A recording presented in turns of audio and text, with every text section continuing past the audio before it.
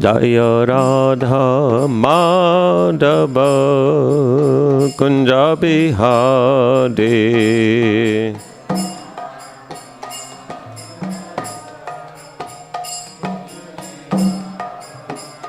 Jaya Radha Madhava Kunja Bihari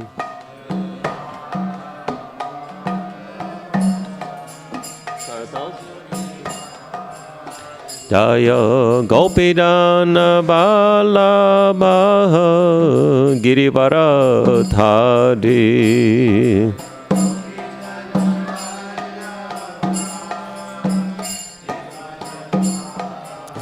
Jaya Gopidana Balabha Girivarathari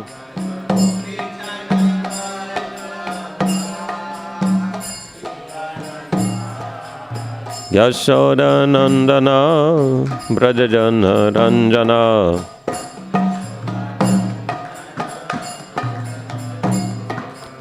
Yashoda Nandana Brajajana Ranjana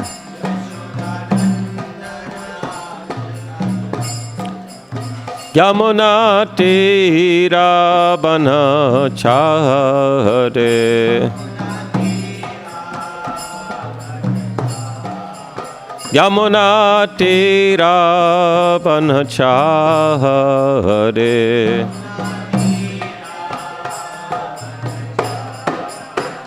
Jaya Radha Madhava Kunja Bihari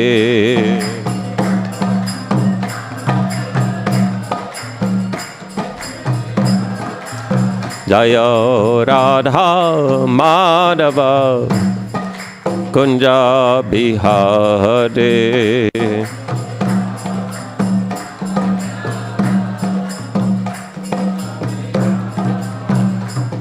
Hare Krishna Krishna Krishna Hare Hare Hare Rama Rama Rama Hare Hare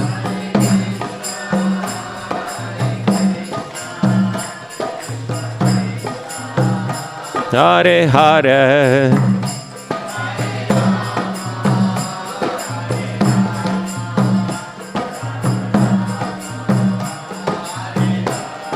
Hare Krishna Krishna Krishna Hare Hare Hare Rama Rama Rama Hare Hare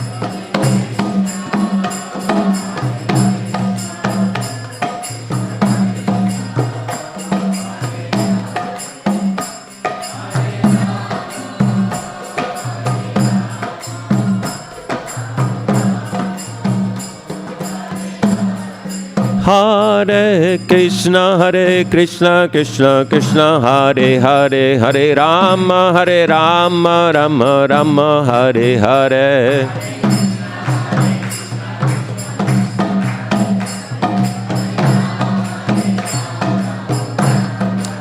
Hare Krishna Krishna Krishna Hare Hare Hare Rama Rama Rama Hare Hare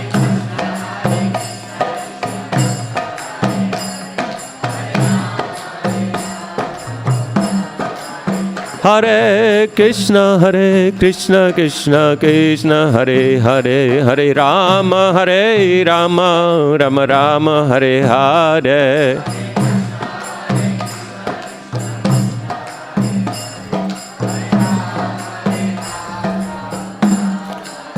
Jaya Radha Madan Mohan Radha Madan Mohan Radhe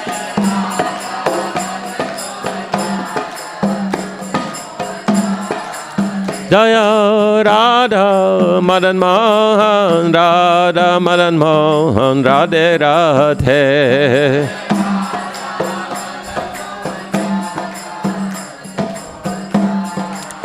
Prabhupada, Prabhupada, Prabhupada, Jai Prabhupada.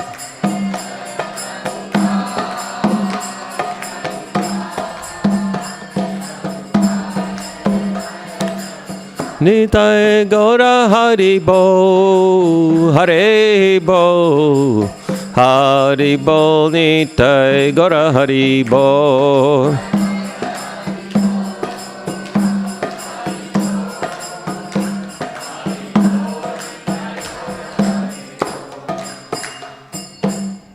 Nitai Gaur Premanande, Shri Harinam Sankirtan Yagi ki jai.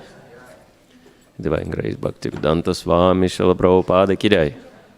Iskon Vartmana Guru Vrinda ki jai.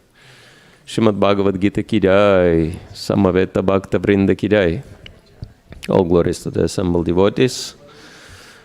All glories to Shri Guru and Shri Gauranga Srila Prabhupada ki jai.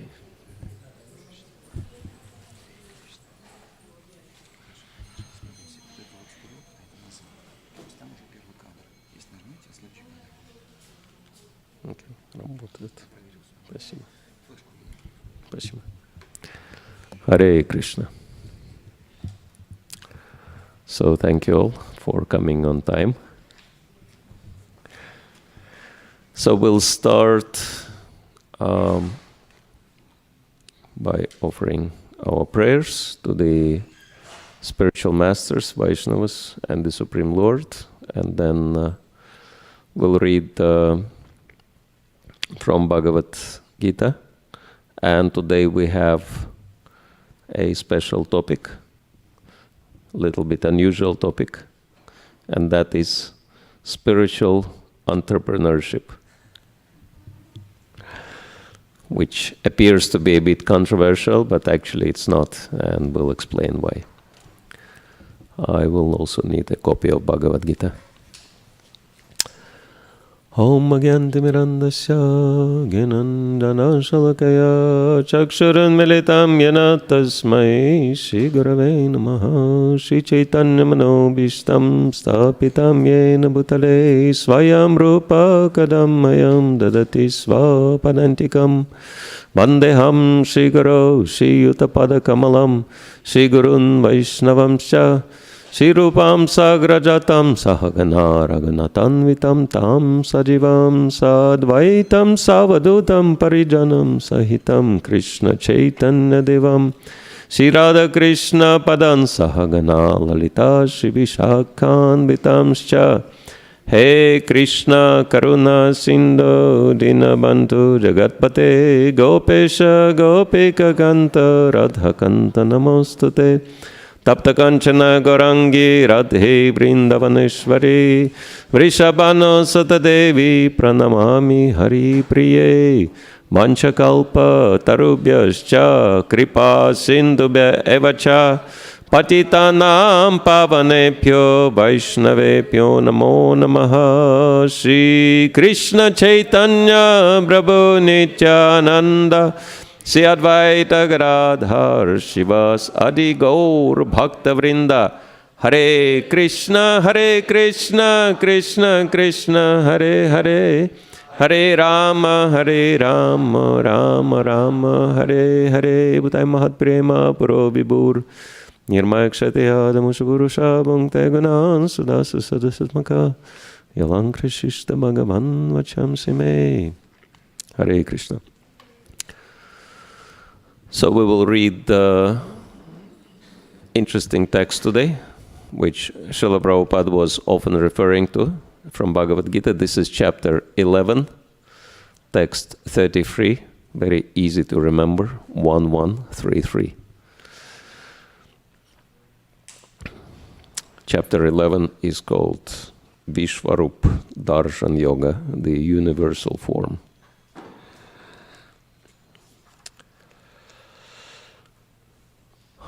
Om Namo Bhagavate Vasudevaya. Om Namo Bhagavate Vasudevaya. Om Namo Bhagavate Vasudevaya.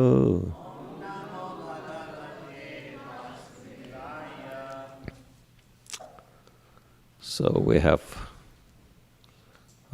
text on the screen. If you could please chant responsively. Tasmatvam uttishtaya sholabhasva. Tasmatvam uttishtaya sholabhasva. Jitva shatrun bhungshva rajam samridham. Jitva shatrun bhungshva rajam samridham. Maya vaite nihata purvameva. Maya vaite nihata purvameva. Nimittamatram bhavasavya sachin. Nimittamatram bhavasavya sachin. Tasmatvam uttishtaya sholabhasva. Jitva shatrun bhungshva rajam samridham. Maya vaite nihata purvameva. Nimittamatram bhavasavya sachin. So translation and purport by His Divine Grace A.C. Bhaktivedanta Swami Srila Prabhupada Ki Jai. And before we read, I suggest that we have a little bit of meditation in here, because Srila Prabhupada explained many times that Krishna spoke Bhagavad Gita not only for Arjuna, but for all of us too, right? And so just imagine that Krishna is speaking to you directly with this verse, and then see how that makes you feel.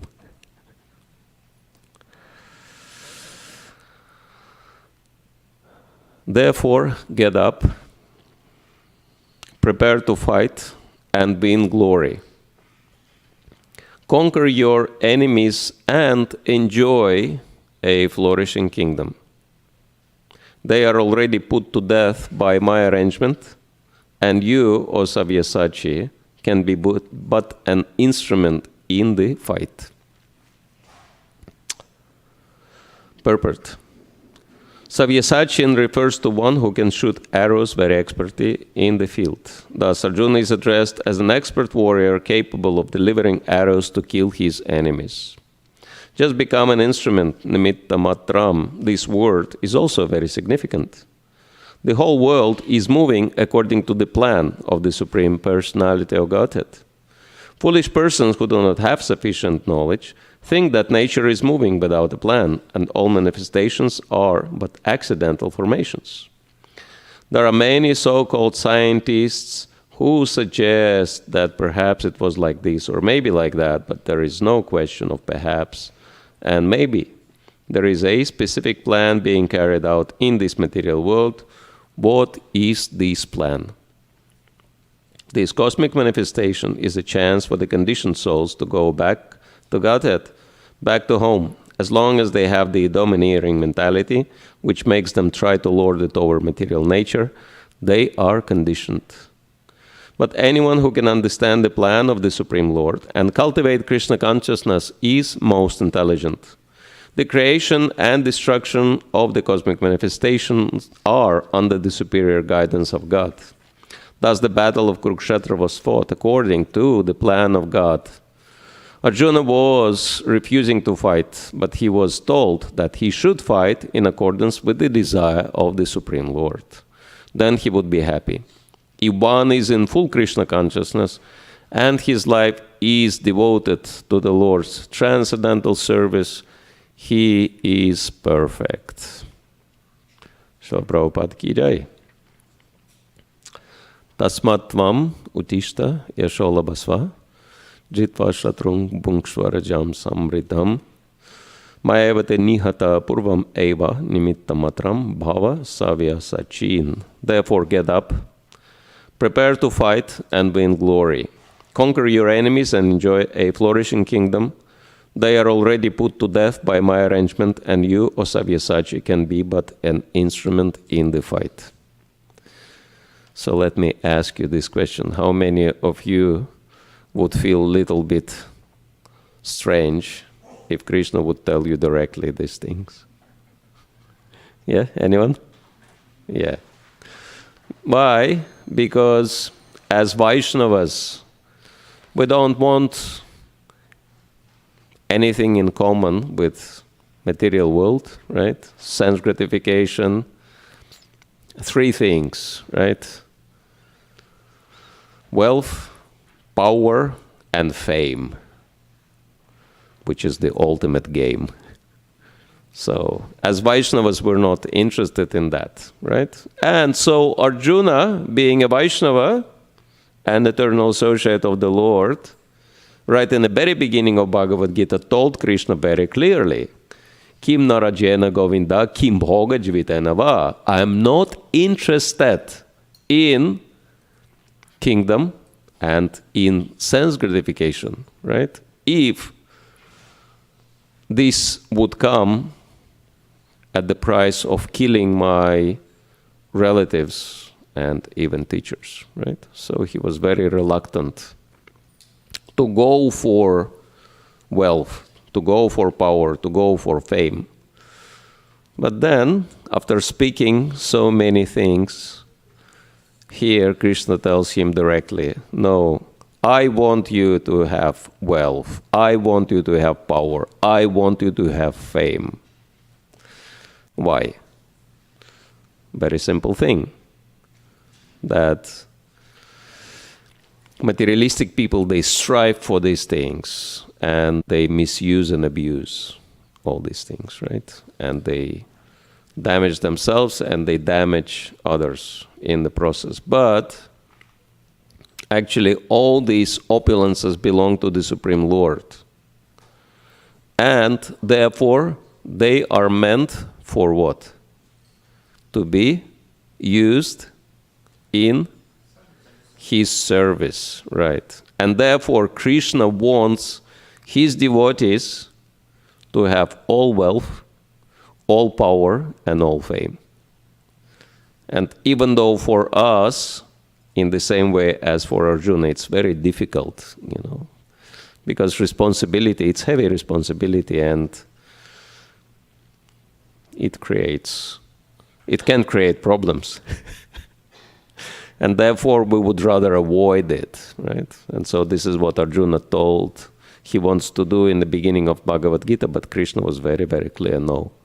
You have to take the responsibility, and this is my desire, and this is my plan, and you just have to be an instrument in my hands.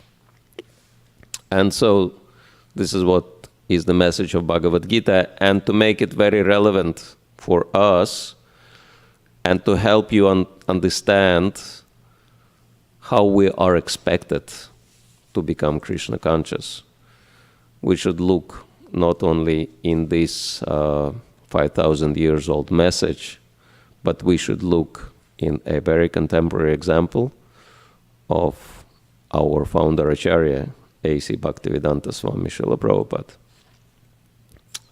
to understand what does it mean to act in Krishna consciousness, and what does it mean to serve the Lord.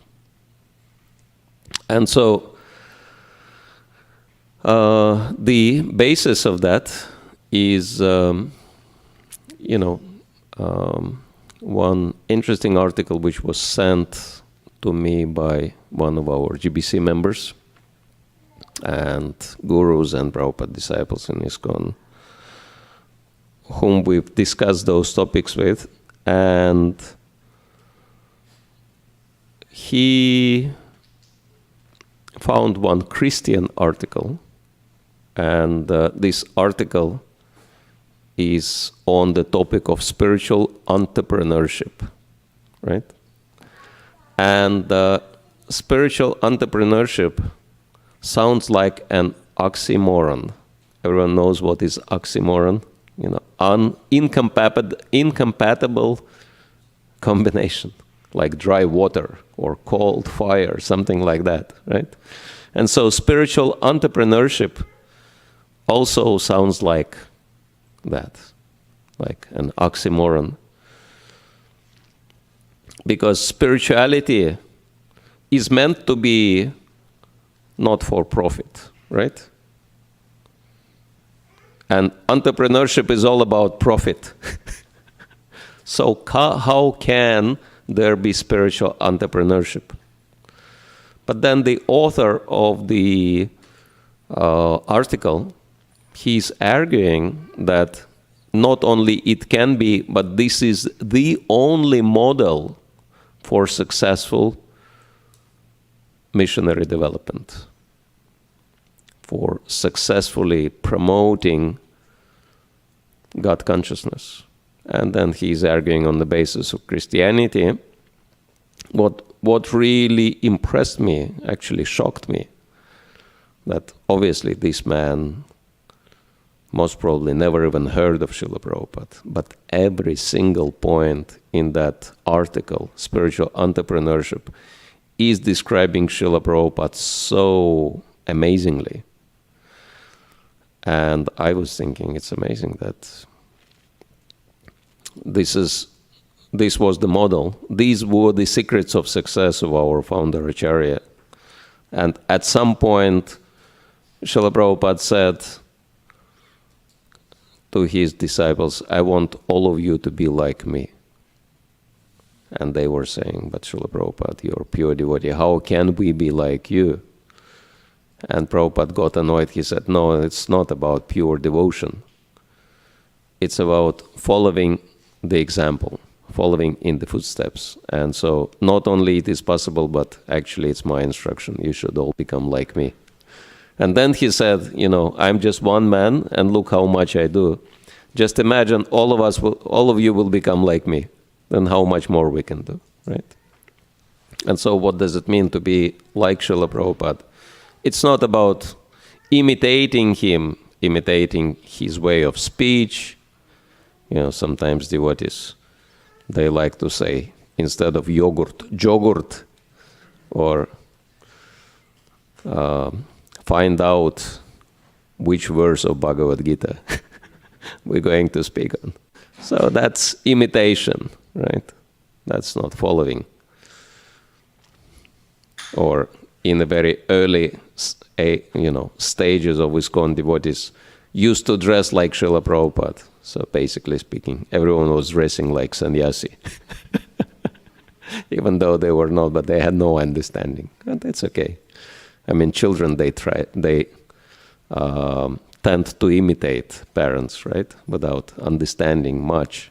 But adults, they're not supposed to be imitators. Adults supposed to be intelligent followers.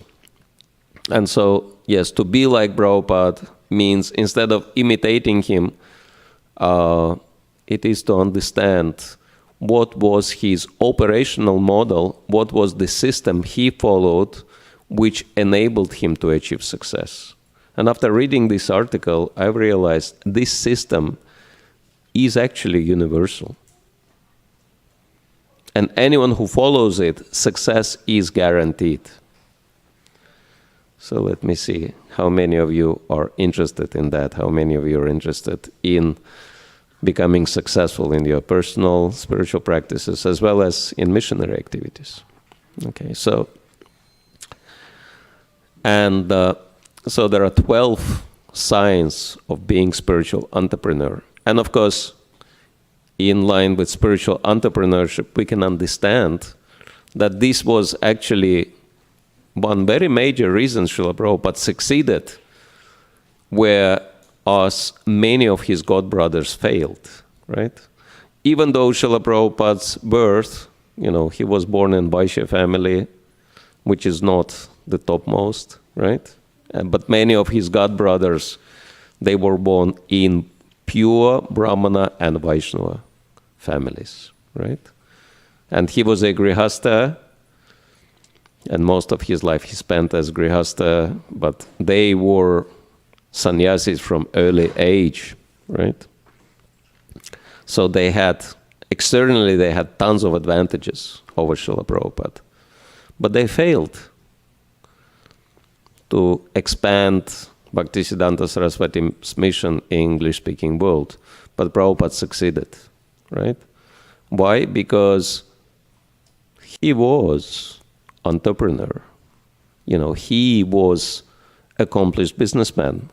And Western world is business world. And unless and until you have entrepreneurial spirit, you'll be misfit in here, right? You will not know how to act within the system. And so, but because Srila Prabhupada had this entrepreneurial spirit in him, he knew how to run business. And so he incorporated ISKCON in 1966, right? It's a little funny to think of ISKCON as corporation, but it is spiritual corporation. And you see corporate traits, right? Certain standards and etc., many things. And yes, Srila Prabhupada was very practical, and this is what it takes in the Western world to make Krishna consciousness relevant for people. And so point number one, and the biggest point, literally biggest, for spiritual entrepreneur is to think big. Was Srila Prabhupada thinking big? Yes. He was thinking as big as it is as possible. And because he was thinking big, he scored big. And there are so many examples of his big thinking. But again, the first and foremost example of his big thinking, and very, very obvious example of his big thinking, is the very first purpose of ISKCON. And as I often say, first things first. So if you're ISKCON member, think about why the first purpose of ISKCON is first. And what is it? To systematically propagate spiritual knowledge to society at large and to educate all people, actually supposed to be peoples, in the techniques of spiritual life in order to check the imbalance of values in life and to achieve real unity and peace in the world. So this is what ISKCON is about. Can you think bigger than that? That really is global, right? And that is really super ambitious as it can get.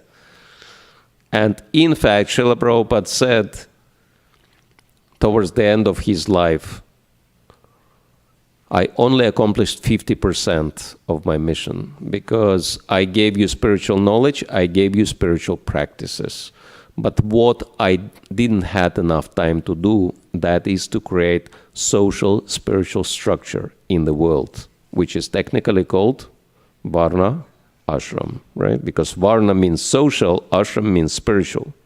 So that was his ambition, and this is what the first purpose of ISKCON is referring to, and he expected all of us, each and every one of us, to help him to accomplish that remaining 50% of his mission, right? So if we are to follow Srila Prabhupada, we're meant to take it very seriously. And second point, believe Krishna can, right? And in the article, the author is giving very interesting perspective on it. What does it entail, believing in the Lord? He maintains that it means to believe that you personally can be a powerful instrument in the hands of the Lord. Exactly what today's verse is talking about, right? Nimitta matra bhava savesachin. Just become an instrument in the hands of the Lord. Let me see, the show of hands, how many of you would love to become a powerful instrument in the Lord's hands? Ribo. So, and then he explains, very interesting point. He says, it's not only about the person, it's about circumstances. And he gives example of Jesus Christ, whom he says was also a very bright example of spiritual entrepreneur. Jesus Christ could not perform miracles when he was in his hometown. He could do nothing. But when he left his place and he went to the community in which people trusted him and believed in him, he started showing unbelievable miracles. He was walking on water, he fed 5,000 people with 2 or 3 loaves of bread, something like that. And he was, getting dead, come back to life, and all kinds of things. Can we think of example of Srila Prabhupada? That the same Srila Prabhupada, he was in India, could he do much? No. Why? Because Indians were thinking, oh, Krishna, I know Krishna, Bhagavad Gita, I have Bhagavad Gita, I've read it so many times. He's saying the same thing my grandmother was saying. I'm not interested in that. I'm interested in something Western, right? Something more advanced. And Srila Prabhupada was thinking, okay, you guys, I'll go to the West. You looking at the West, I'll go there. And so he went here.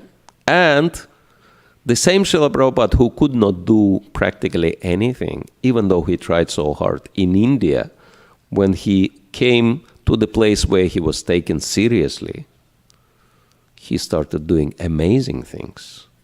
He got fully empowered. So what is the lesson for us? Only be in the association of people who wishing you well and who support you, and stop worrying about anyone else. Just work with those people, right? Not necessarily you have to move somewhere, but move away from this empowering association and only focus on empowering association, right?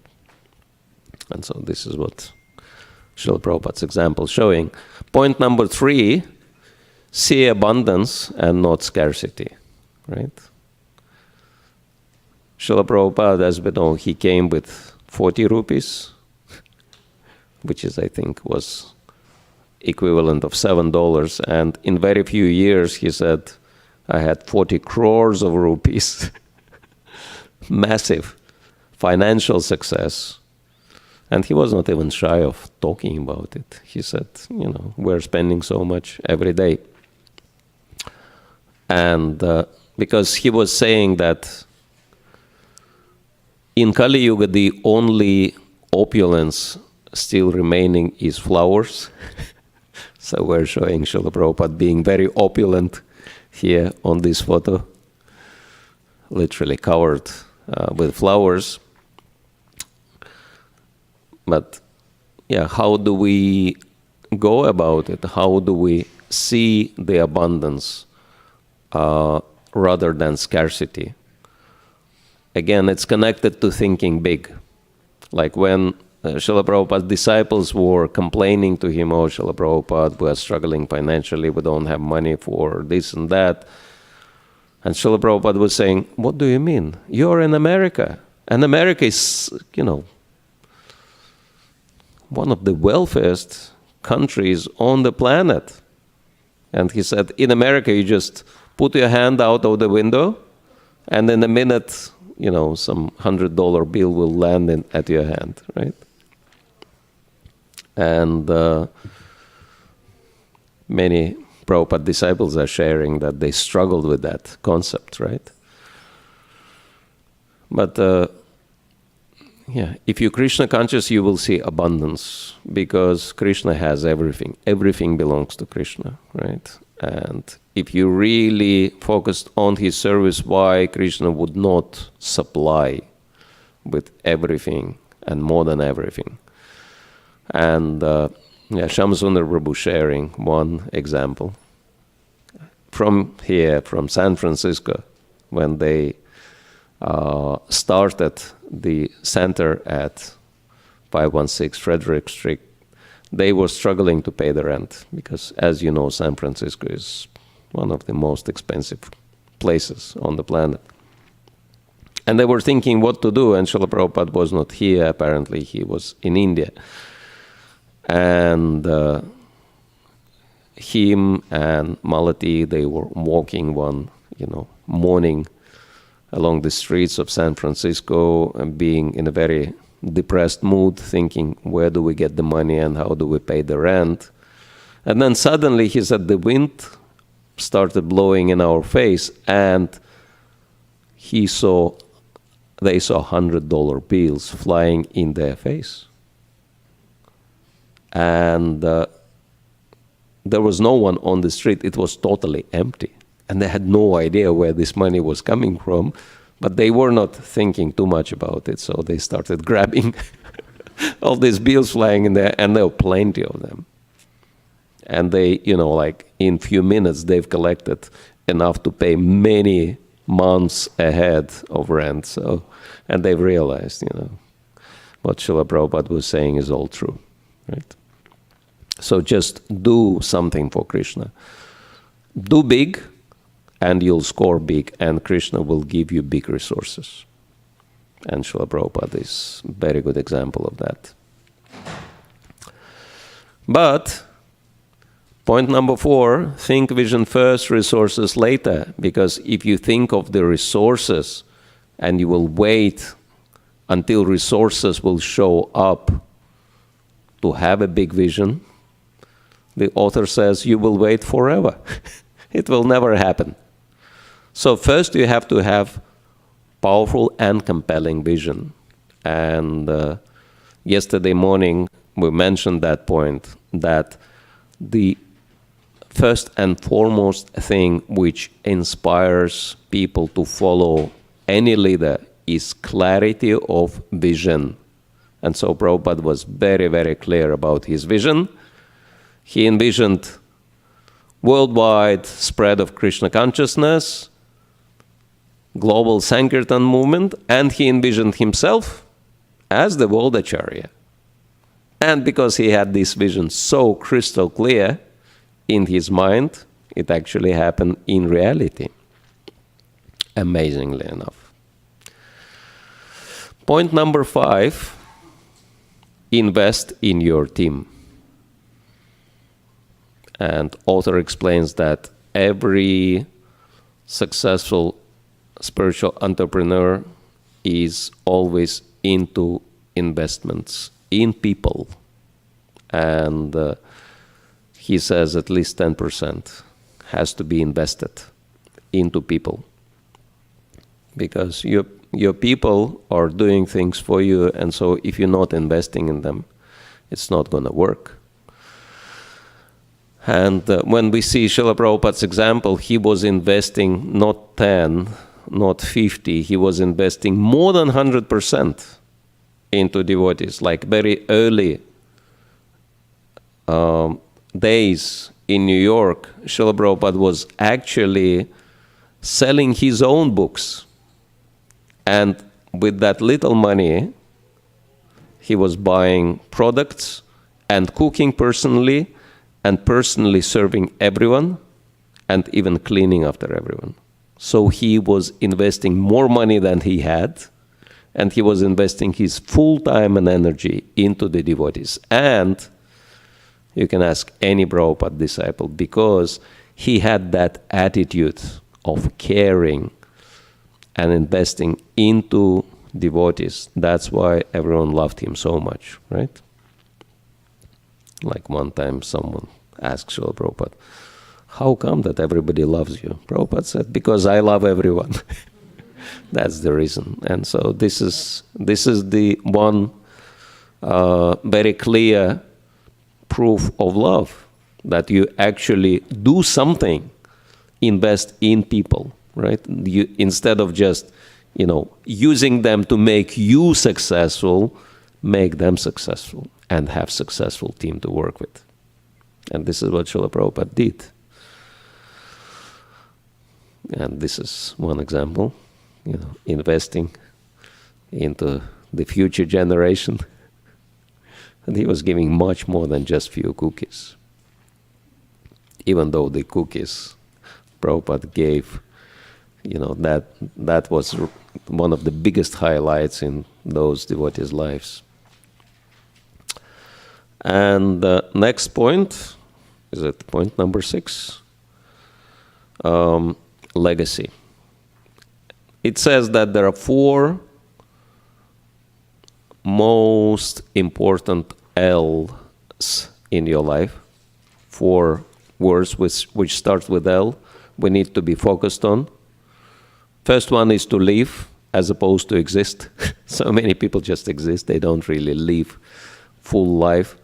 Second one is learn, and we know that Vaishnavas supposed to be Brahmanas, supposed to be learning and teaching all life long. Third, love. Love Krishna, love others, right? And fourth, and the biggest one, is legacy. Leave legacy. And I think it is very important that if you want to succeed in your mission, whatever you're taking up, your mission has to be bigger than you. Your mission has to extend above and beyond your timeline, right? Again, thinking big, right? And Srila Prabhupada was not focusing on himself. He was focusing on his legacy. And of course, his mission was bigger than him because it was not about him. It was all about Krishna, right? And about devotional service. And you can see here, Srila Prabhupada, spiritual master, Acharya, founder, Acharya of ISKCON, pure devotee. He doesn't even care that he's sitting on the same level with his disciples, and even one disciple is sitting higher than him. For him, it's completely irrelevant. What is relevant is what in front on the table. That is an example of his legacy, right? Knowledge, spiritual knowledge he gave. And he left behind so much of legacy, right? Much more than few books. What else he left behind? Temples, 108 temples. Trained followers, disciples, culture of Krishna consciousness, and so many other things. So his legacy is very impressive, and again, all this is just connected to thinking big, really, if you think about it.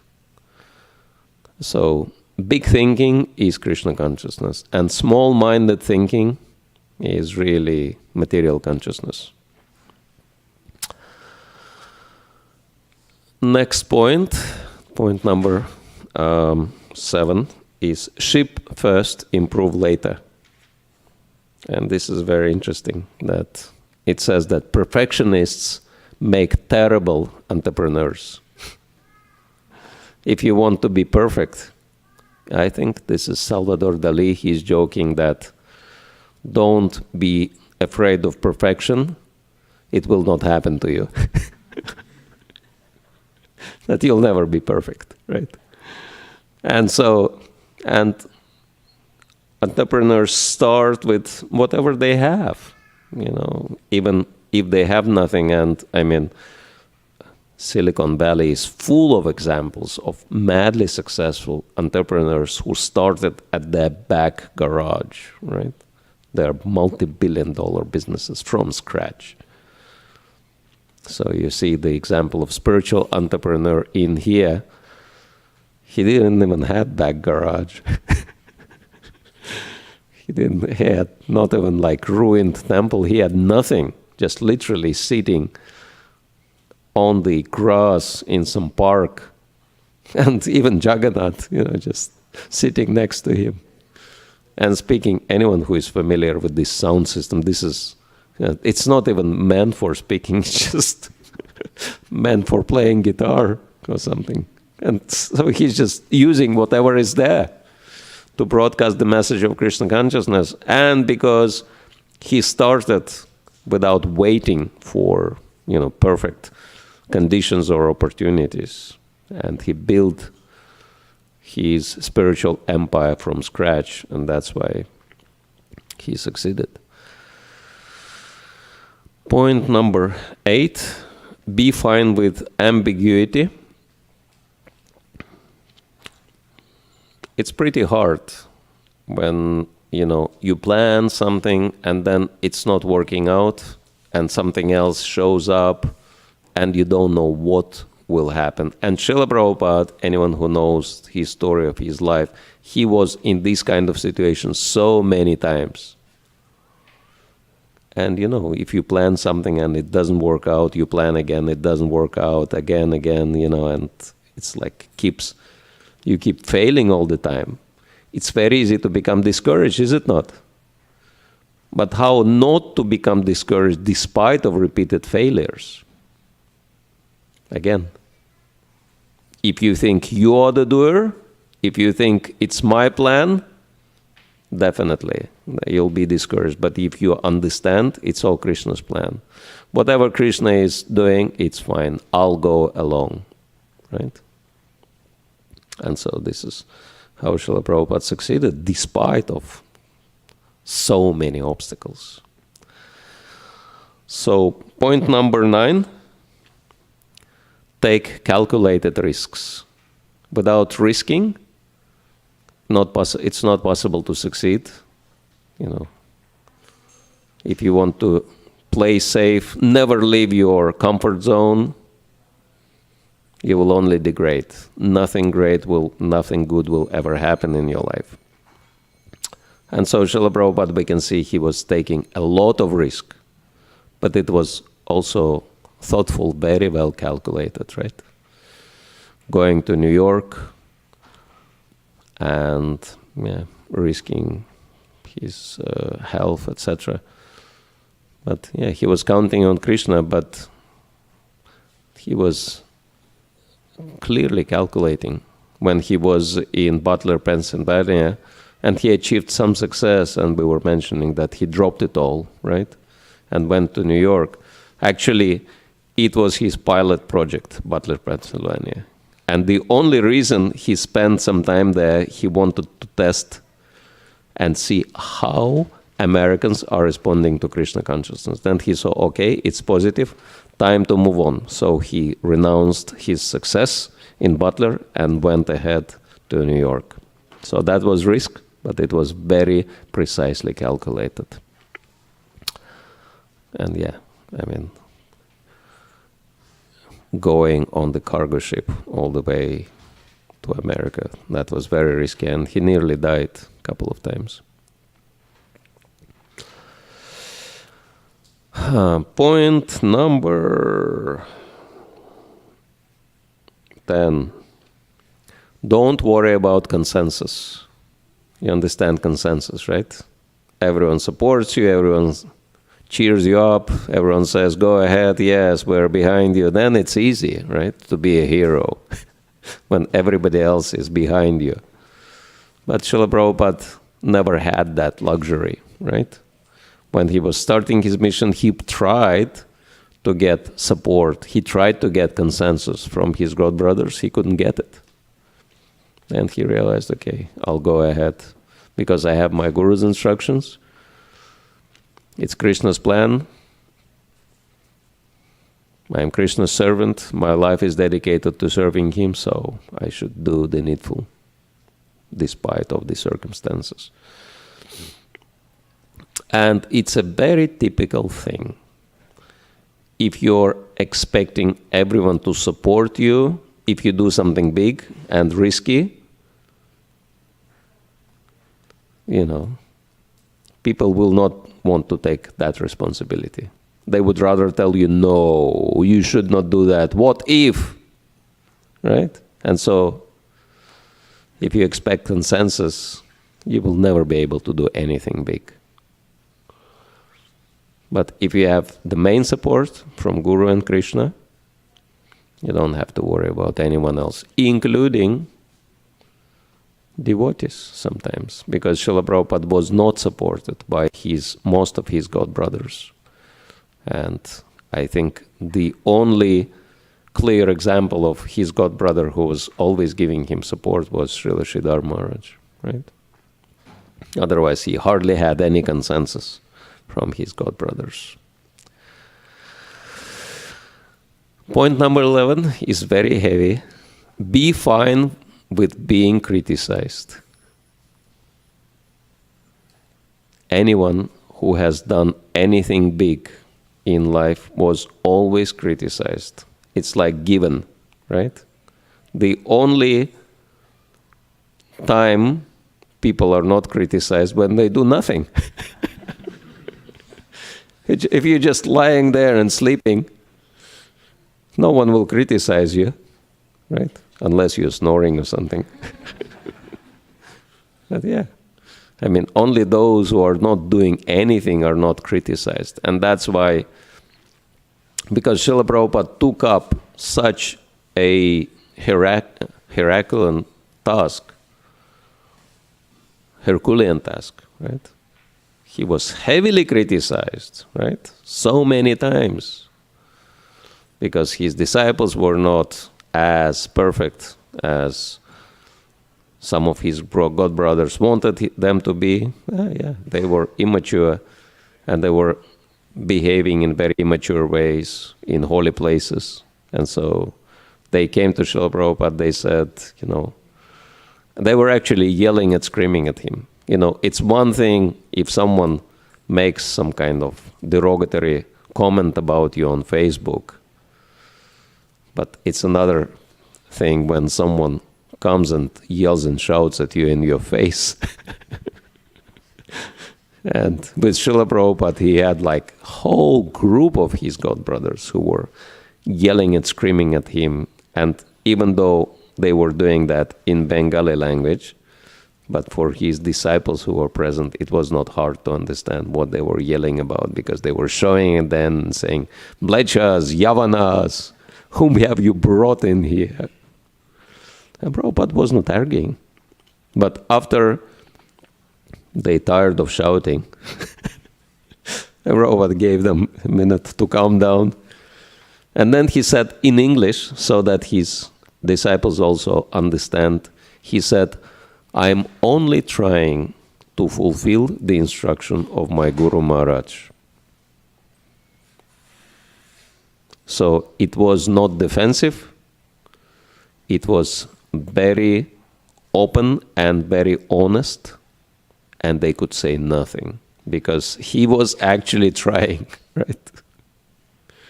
And so, results may not come always perfect, and so they couldn't say anything. But Srila Prabhupada had to put up with that a lot of criticism. But if you wish to achieve something substantial, you have to be ready for that. And point number, that's he's in India with his disciples, and he had a lot of criticism in India and in the Western countries as well. And 12, and the most important point is actually the original, I kind of tweaked that from the article, because the original point was break rules. Break rules. But actually the goal is to disrupt the status quo. And this is what we mean.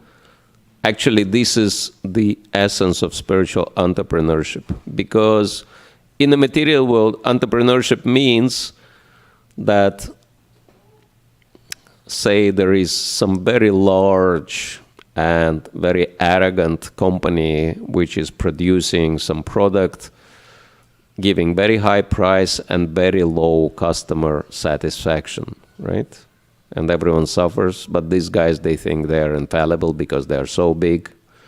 And then some young entrepreneurs come on the scene and they think, no, that, people should be given much better quality of service at much more affordable price. Let us disrupt their status quo, right? And if you think about it in terms of spiritual traditions, that was always happening, right? There are large and very proud and very arrogant religions who claim all fame and who claim, to represent God for everyone, but in fact they are highly corrupt, right? And then some real spiritual leaders come along and they say, no, this is not how God should be represented to people. We'll disrupt those guys. And what's the disruption? The whole Lord Chaitanya's movement started from disrupting caste brahmanas, right? And pseudo-religionists, and giving people real spiritual knowledge and real spiritual practices. And so, yeah, it's all about disruptions. But disruption doesn't mean, even in ISKCON we have some kind of strange people who see some mistakes and discrepancies and they, start criticizing, etc., etc., but they do not offer any positive alternative. They do not offer anything better. Because if you offer something better, 100% guaranteed people will go for that better option, for that param drishtva, right? Higher taste. So, but if you are a spiritual entrepreneur, you would be able to offer people that best option. And that will automatically disrupt everyone else who is just claiming the fame, but they're not really doing what they're supposed to be doing. Yes, and yeah, because the original point from the article was to break rules. Yeah, you cannot really disrupt the status quo, and you cannot achieve success without breaking rules. And breaking rules doesn't mean you break scriptural rules. You do not tarnish your, character. But breaking rules means you go against some secondary human-made rules. And so you can see what Srila Prabhupada is doing on this photo. He's actually conducting a Vedic bedding ceremony, right? And from purely caste point of view, he's a sannyasi. And what sannyasi should have to be doing with weddings? Should sannyasi conduct wedding ceremony? Sannyasi means completely renounced from all these things, right? Family matters. Why he should be marrying people. And that attracted massive criticism. And Prabhupada laughed and he was saying that, yes, my god brothers, they are calling me matchmaker. What can I do? But my disciples, they need to get married and there is no one else who can do that. So I'm the only one who knows how to conduct the ceremony. So I'm doing that for my disciples and I'm criticized and I'm happy with that. It's okay. So yes. But by making these adjustments, Srila Prabhupada could achieve what no one else could achieve. And so that's why he is the best example for us of spiritual entrepreneur. And I am convinced that all of us should follow in his footsteps and become successful spiritual entrepreneurs ourselves. And one of the things I'm trying to convince the devotees about, you cannot use 20th century approach to succeed in 21st century. Of course, it's fine to hit the streets with books, harinams, and prasadam, but 21st century means if you act in countercultured ways, that's not respected. That's not really making you popular at all. And you will not achieve much with that. Yes, 20th century, it was all countercultural revolution, rebel against the status quo, against the establishment, all these things. But, it didn't go anywhere. That hippie movement choked and disintegrated. And you do not see them, They died out from drugs or from so many things. So it's the thing of the 20th century. And 21st century means we need to have completely different approach. And 21st century means if you are not present with your spirituality in a corporate world, you are making no relevance for people. You just remain kind of, obsolete, strange cult from the past, like dinosaurs, okay? These guys, they're doing the same thing they've done in 20th century, they never changed. Okay, the times had changed, but they just got stuck in the past century. And you can see that at the same time, spiritual technology, coming to the first purpose of ISKCON, the techniques of spiritual life, is so popular in the corporate world. People are doing meditation and mindfulness and yoga and everything is so popular. But those who are leading the movement of corporate spirituality, unfortunately, are not Hare Krishnas. Hare Krishnas are just lagging behind the times. And so, my question is, how long will it go on? Because actually the most popular type of spirituality at a workplace is Buddhism, if you look at it. And everyone's glorifying Buddhism, how useful it is, etc. But what is Buddhism offering? What is the ultimate goal of Buddhism? What are they selling? What is their product? It is nothing. Literally. Right? Voidism. They sell nothing at very high price. And what do we have? We have everything. We have divine love. And people are not interested even for free.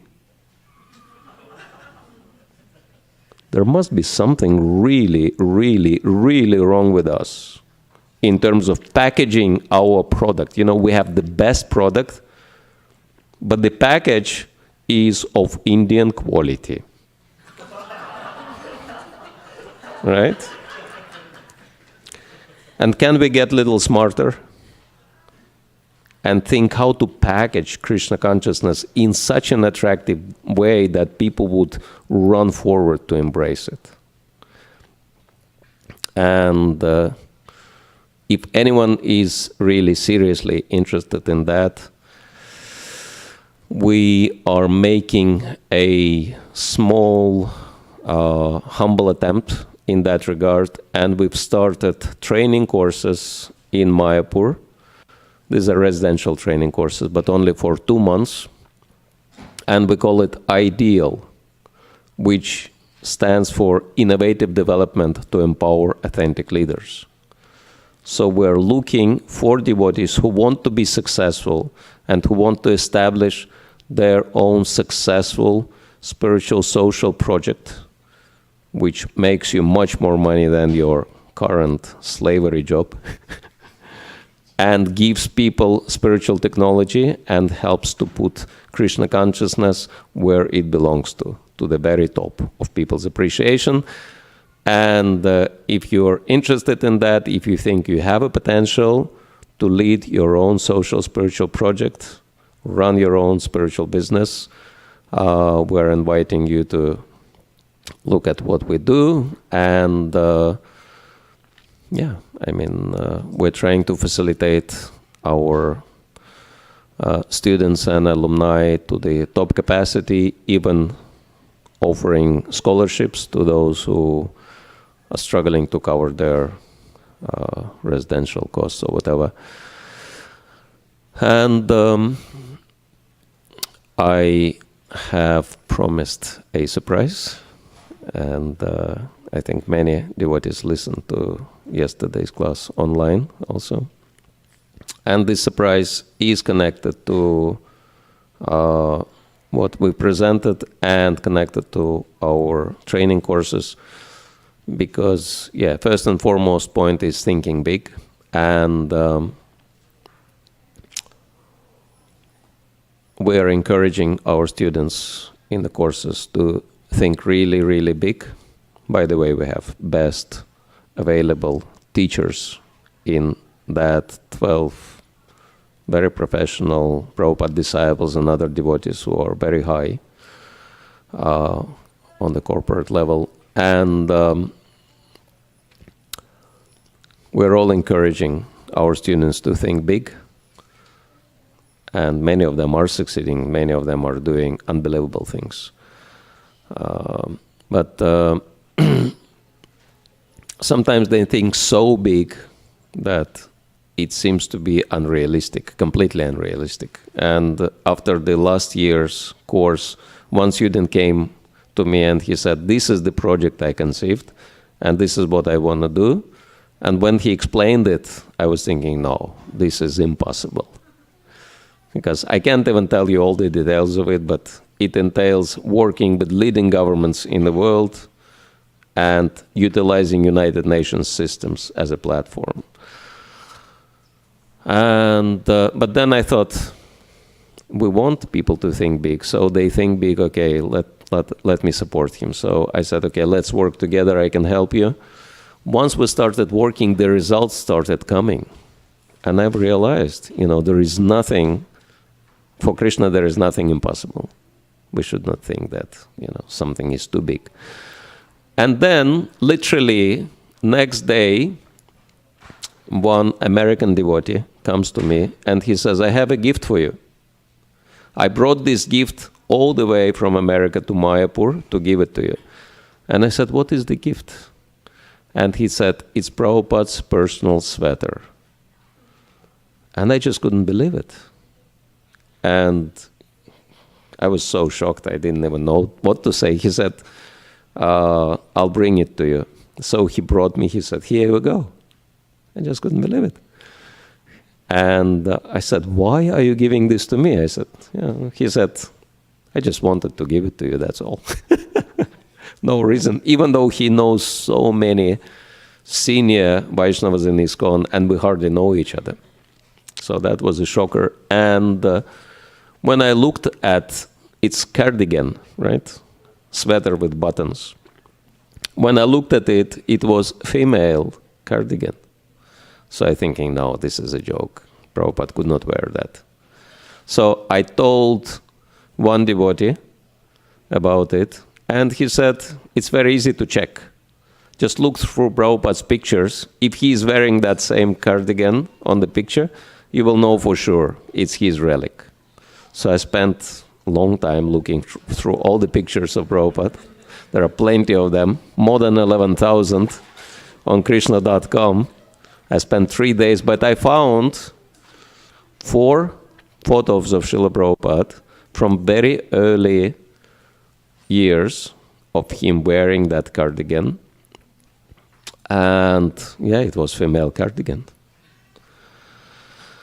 And I think Krishna just arranged it in such a way that I would have zero doubts. It's very, very obvious that it's not similar thing, it is the item. And yeah, these pictures come from very early years, made by Gurudas Prabhu in 69 in London. And in 72, I also checked with Shrutakirti Prabhu. He said, yes, Prabhupada was wearing that cardigan when I started serving him in 72. So not only this is personal item of Srila Prabhupada, but he was wearing it for very, very long time, many years. And the best thing of all is that the very same cardigan is here now. And you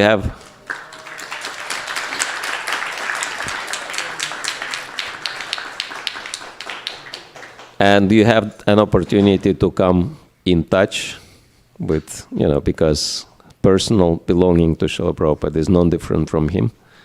You have the opportunity to get in touch with this cardigan. And I also brought these photos. So you could check it out yourself. You don't have to believe me. And it's not photoshopped. And so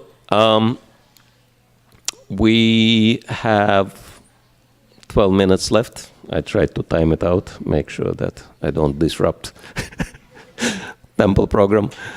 And so I think we can spend 12 minutes in coming in touch with Srila Prabhupada's cardigan.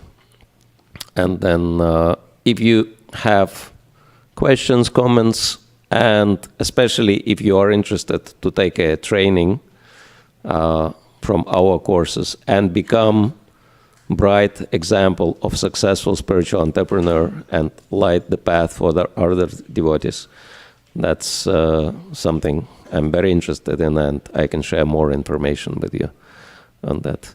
Okay, maybe we can answer a couple of questions, and then we'll move on to give you this special darshan. Maharaj, you said that you cannot use 20th century approach in 21st century. So I was wondering how to reconcile that statement, how to understand that statement. When Prabhupada wrote a poem to Bhaktisiddhanta Maharaj and he said that old wine in new bottle, how to reconcile this statement exactly. with that? This is what we mean, old wine in a new bottle. New bottle means you have to present it in a very good package, in a very nice package. And this is what Srila Prabhupada did. He changed so many packages. He changed things from how they were done at Gaudiya Math to fit into the Western world, to be relevant for Western people as much as possible. And as he admitted, he was experimenting how people will accept, whether this will work or that will work. And so we should do the same thing. Change the package. Holy name never changes. The fact that Krishna is the Supreme Lord never changes. Prasadam never changes. Philosophy explained in Prabhupada books never changes, right? But change the package and change the strategy. Like I was thinking that, we are known for very aggressive strategies, oftentimes. And does it really work so well? I mean, even if you give the best thing in the world, like if you like cakes, which I'm sure most of you are, and just think of your favorite cake and think of me running behind you with big piece of cake to shovel that into your mouth, right? And after that experience, you'll probably never want to see that favorite cake again in your lifetime. So it's very important for us to look at the models, how things work, what is successful, what is not successful, and learn from that. Do things in a smart way rather than doing things in a hard way. Okay, thank you. Hare Krishna. Thank you for this lecture. It's really cool. Would you mind elaborating a little bit more on, so you said that in the corporate world, the most popular spirituality is Buddhism. Can you elaborate a little bit on not necessarily how they're packaging it, but the individuals that are distributing it, what form are they coming in? Like what certifies them to share it? Yeah, I mean, it's very easy to check out, and it's happening right here at the Silicon Valley, that Google and many other famous corporate programs, they use, they have corporate mindfulness, meditation, etc., and it's all done by Buddhist professionals, because they manage to package it in such an appealing way and practical way, right? And so, yeah, unfortunately, our packages are not very relevant for people, and that's why we're not really so popular as them. Yes. But I mean, are they like, oh, I'm a PhD, or is it like, oh, I'm a yoga teacher? Like, what is it that allows them to take that stage in order to get into a corporate sphere? Yeah, it's an interesting question, and I actually just started researching into that, and I would invite you to also look into it and see what are the models they are using. Hare Krishna Maharaj. Maharaj, this is a very amazing and inspiring lecture for me, at least. Thank you. Thank you very much. It opens insights, and something like this in the corporate world, they would have charged $200 an hour probably. Yeah.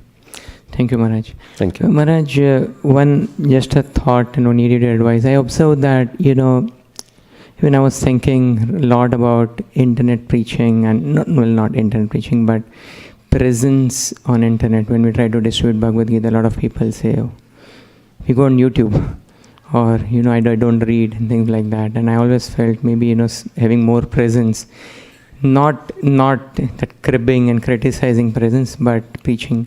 I've seen that, some of our own devotees in the movement have millions of followers, but I also observe, this is just my personal observation, that in order to get a large follow-up, the focus is a lot on things like mindfulness, or, general well-being, or yoga, limited to that, rather than the crux, which is bhakti, come to the point.